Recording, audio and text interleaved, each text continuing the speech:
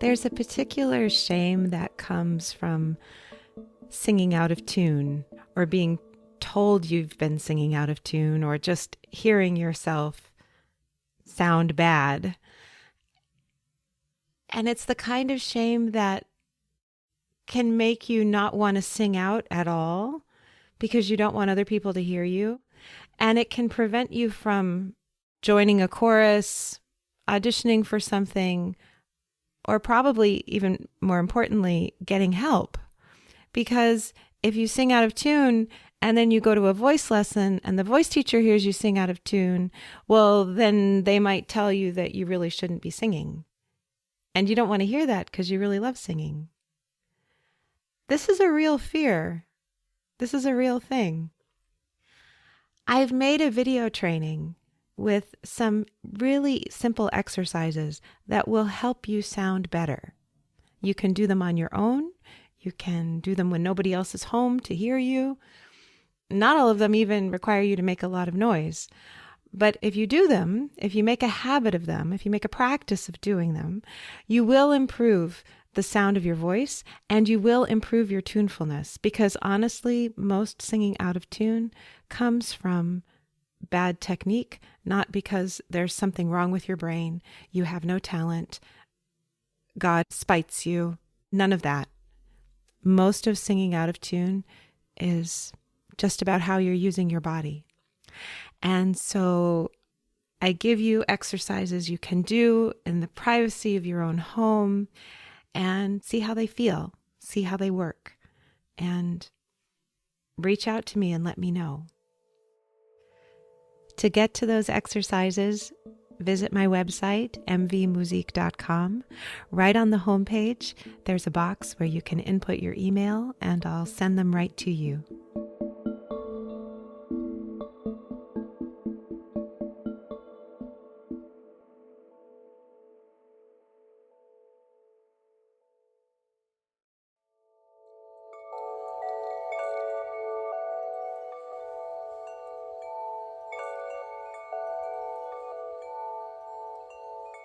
Your voice is unique to you. It grows as you grow. It changes as you change. If you're curious about the relationship between your voice and your body, your heart and your mind, welcome. My name is Michèle Voillequé, and I can't wait to hear you.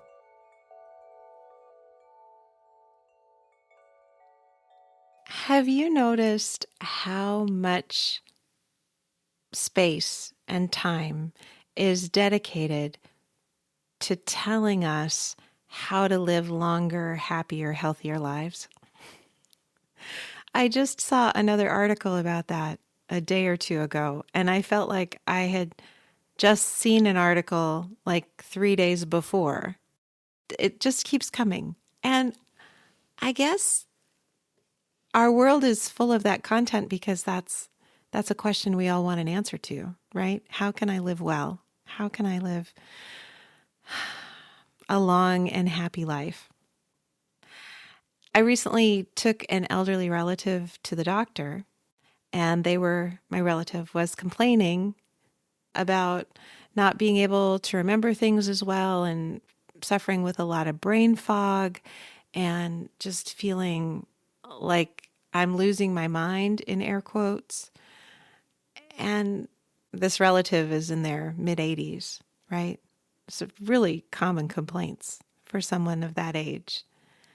And the doctor very patiently explained what they needed to do to feel better.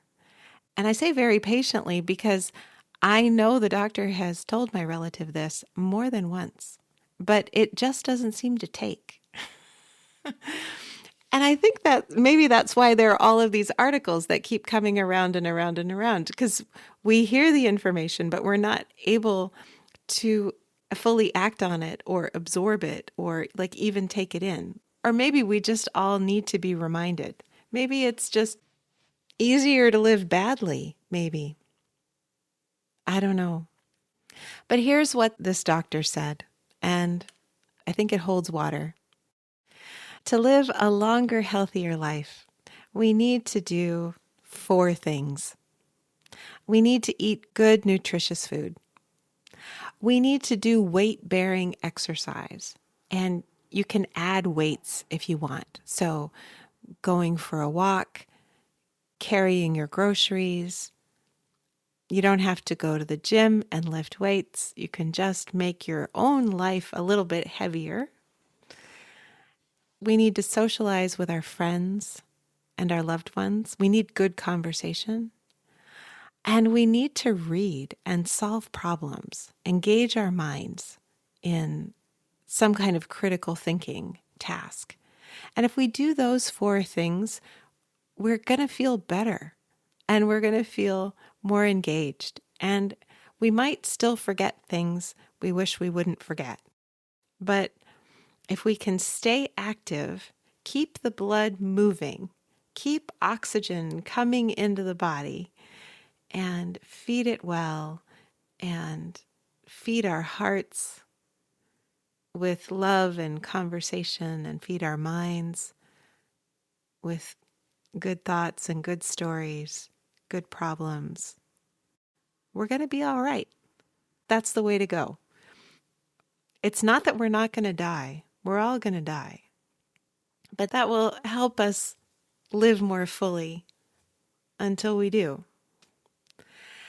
And I've been thinking a lot about that this week, in part because I just passed my 17th anniversary of volunteering at the San Francisco VA Medical Center in their community living center wing, which is the skilled nursing wing of the hospital.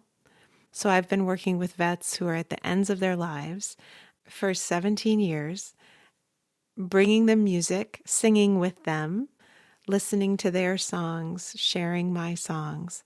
It's been such an amazing, rewarding journey.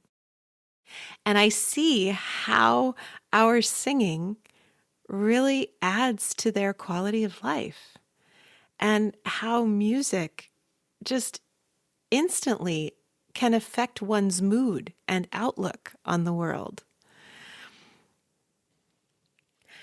Another thing that happened this week was that I dusted off my Messiah score.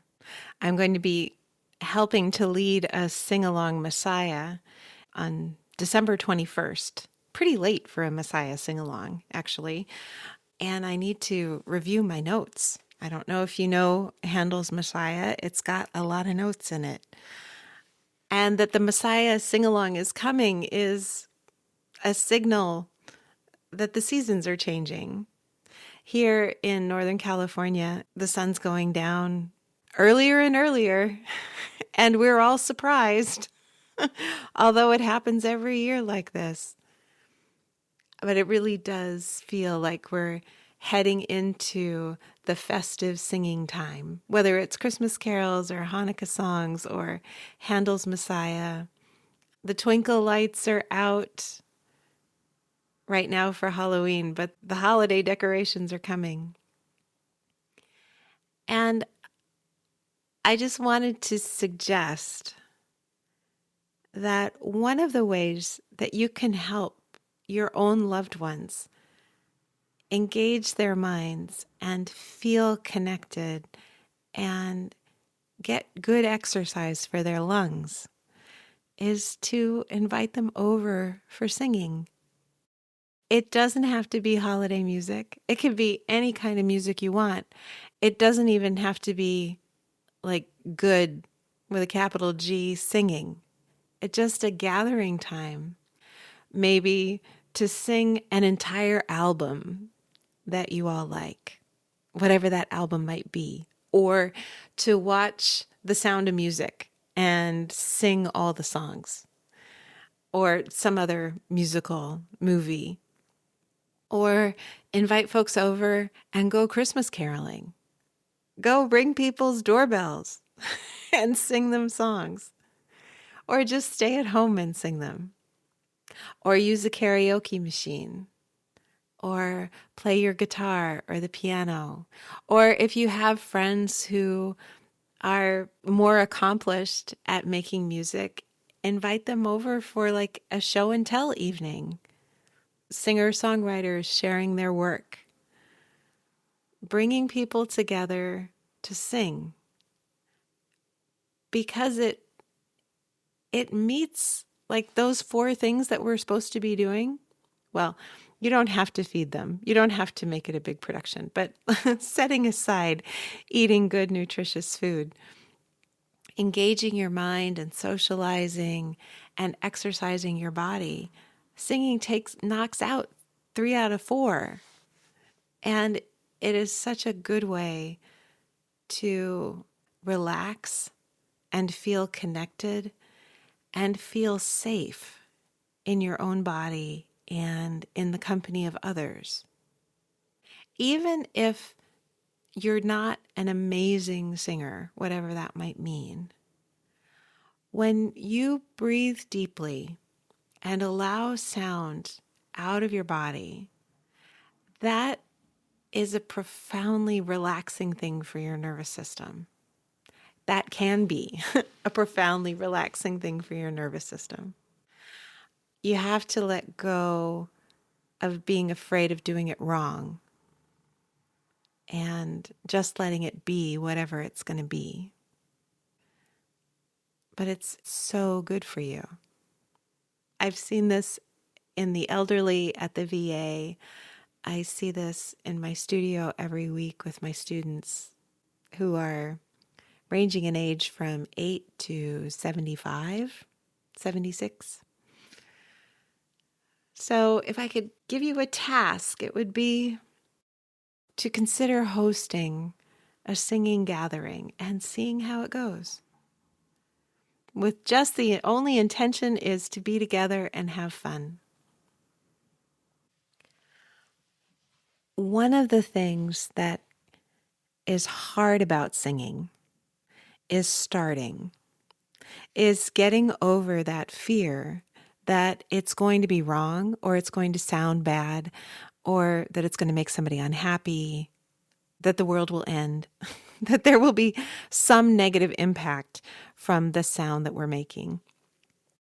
And how I deal with that myself is by humming, by finding a nice, easy way to use my breath and make sound with my body that isn't too loud and that helps me feel safe and grounded. In the show notes, you'll find a link to a short YouTube playlist that I put together called For Humming. These are songs that are, I find, really fun and easy to hum along to. And the thing you want to keep in mind is that the hum is going to sound better if you take deeper breaths. When we're scared, we tend to breathe very shallowly, just into the upper part of our lungs. But if when you go to hum, you can remind yourself and over time train yourself to take a deeper breath, a breath that expands the center of your body and keep some space in your mouth. Even though you're humming, your lips are closed, but your teeth don't need to touch. Your mouth can feel very full, even though there's nothing in it. So you have a full belly and a full mouth. And you can let some sound out. And I find for me, just some random hums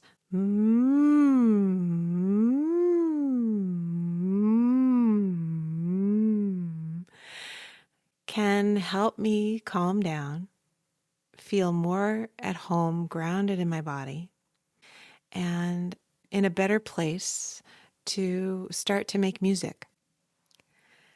So the playlist is there to inspire you, to support you, to give you an idea.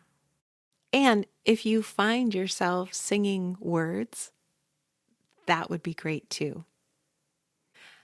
I really hope this is helpful. I hope you'll let me know if you decide to host a gathering, even if it's just inviting one friend over to sing with, to do something musical with, to hum through the playlist with.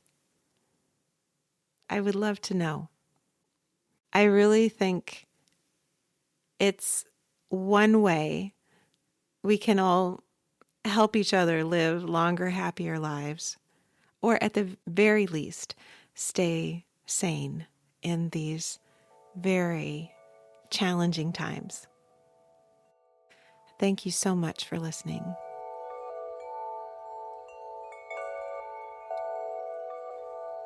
If you enjoyed today's episode, please rate and review on Apple Podcasts or wherever you listen. Every positive review helps new people find the show. Subscribing ensures you'll learn about new episodes as soon as they come out. If you have a question about singing or speaking or being, please send me an email at letters@mvmusique.com. That's letters at M as in Mary, V as in Victor, MUSIK.com. Transcripts and show notes are available on my website. You can subscribe to my newsletter there too. Can't Wait to Hear You is produced in conjunction with Particulate Media. I'm your host, Michèle Voillequé. I can't wait to hear you.